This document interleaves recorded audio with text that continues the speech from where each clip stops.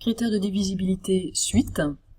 On a vu donc les critères de divisibilité par 2, par 3, par 4, par 5. On va passer maintenant aux critères de divisibilité par 9, puis par 10. Un entier est divisible par 9 si la somme de ses chiffres est elle-même divisible par 9. Donc je vous rappelle, on prend part d'un nombre, par exemple 19 842, et la propriété qui est là, elle va nous permettre de savoir à l'avance si ce nombre est divisible par 9. C'est-à-dire, si je partage entre 9 personnes 19 842 gâteaux, est-ce que tout le monde en aura un nombre égal et sans qu'il en reste? D'accord? Je prends ce nombre et je fais donc la somme de ces chiffres. 1 plus 9 plus 8 plus 4 plus 2, je trouve 24. Je peux continuer si je veux. Je fais la somme des chiffres du nombre obtenu, donc 2 plus 4, 6. 6, ce n'est pas dans la table de 9, donc 24 n'est pas dans la table de 9, et donc 19 842 n'est pas dans la table de 9. Un entier est divisible par 10 si le chiffre de ses unités est 0. En principe, vous connaissez cette règle. 80, c'est un multiple de 10, c'est 8 fois 10, tandis que 102 n'est pas un multiple de 10, puisque ça ne se termine pas par 0.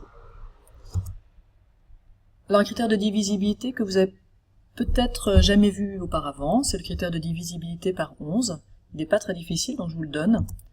Pour savoir si un nombre est divisible par 11, il faut faire la somme alternée de ces chiffres, et que cette somme alternée soit elle-même divisible par 11. Alors qu'est-ce que ça veut dire somme alternée? Ça veut dire qu'on va faire la somme des chiffres en faisant alternativement plus et moins. Prenons le nombre 19 842 à nouveau. Là, cette fois-ci, je vais faire 1, moins 9, plus 8, moins 4, plus 2. Attention, on ne peut pas mettre les chiffres dans le désordre, il faut bien faire alternativement le plus et le moins. Alors quand je fais ce calcul-là, si vous avez besoin de revoir les règles sur les calculs avec les nombres relatifs, ce sera fait un peu plus tard. J'obtiens 2. 2, ce n'est pas dans la table de 11, donc 19 842 n'est pas un multiple de 11. Maintenant, le nombre 647 812, je vais donc faire plus 6, moins 4, plus 7, moins 8, plus 1, moins 2. Et ça, si vous faites le calcul, ça fait 0. 6 moins 4, 2, 2 et 7, 9, 9 moins 8, 1, 1 et 1, 2, 2 moins 2, 0. Et 0, c'est dans la table de 11, puisque 0, c'est 11 fois 0. 0, c'est dans toutes les tables, en fait.